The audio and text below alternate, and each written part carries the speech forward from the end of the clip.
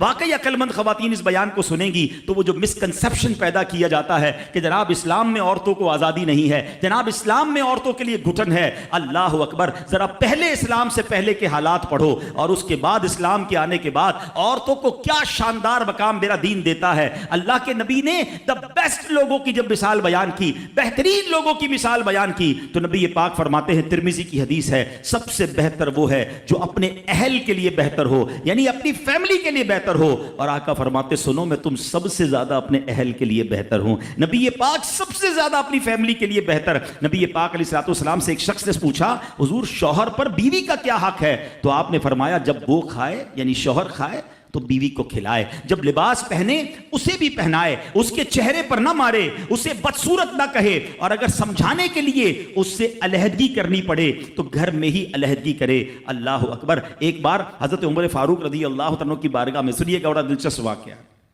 سیدنا عمر فاروق کا کتنا بڑا نام ہے، آپ کے جلال کی، آپ کی عدالت کی مثالیں دی جاتی ہیں، بڑے بڑے لوگ آپ کے سامنے تھر تھر کانپتے تھے۔ آپ کا گھر میں انداز کیا تھا کہ ایک شخص آیا کہ میں حضرت عمر کے پاس جاؤں اور بتاؤں میری بیوی جو ہے مجھ سے اس طرح بات کرتی ہے، اور میرا وہ انداز نہیں ہوتا جو شوہر کے سامنے ہونا چاہیے، ہوتا ہے گھروں میں ہو جاتا ہے۔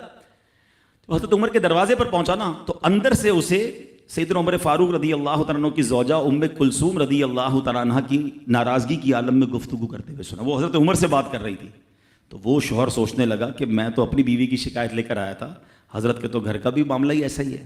تو وہ کہتے میں واپس ہونے لگا۔ حضرت عمر نے بلا لیا، کہا کیوں آئے تھے؟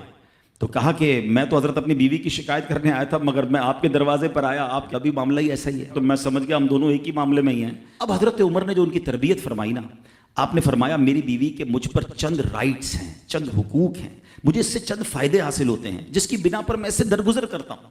پہلا یہ کہ یہ میرے لیے جہنم کی آڑ ہے، میرا دل اس کی وجہ سے حرام کاموں سے بچا رہتا ہے۔ نمبر دو، جب میں گھر سے نکل جاتا ہوں یہ میری خزانچی بن جاتی ہے، یعنی میرے مال کی نگہبان بن جاتی ہے، میری دھوبن بن جاتی ہے، میرے کپڑے دھوتی ہے، میرے بچے کی پرورش کرتی ہے، میرے لیے روٹیاں اور کھانے پکاتی ہے۔ تو وہ شخص کہتا ہے یہ سارے فائدے تو مجھے بھی اپنی بیوی سے حاصل ہیں، تو میں تو کبھی درگزر سے کام نہیں لیتا، وہ مجھے کہتی میں اسے لڑنا شروع کر دیتا ہوں۔ کہتا آج آپ کی بات سے نصیحت مل گئی، اب میں اپنی بیوی کی چھوٹی ماٹی باتوں کو میں بھی درگزر کر دوں گا۔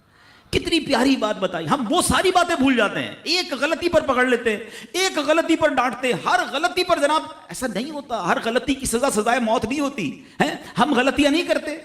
اگر جس طرح ہم اپنی بیوی کو اور غلطی پر ڈانٹتے وہ ڈانٹنا شروع کر دے پھر کیا حال ہوگا؟ تو ایسا نہ کرے، وہ بھی دل رکھتی ہے، ہم نے کسی انسان سے شادی کی ہے، کمپیوٹر سے نہیں کی، ٹھیک ہے نا؟ تو کمپیوٹر بھی آج کل وائرس آ جاتا ہے، تو وہ تو انسان ہے، غلطی ہو گئی کوئی بات نہیں۔ تو سبحان اللہ، اتنا پیارا مذہب۔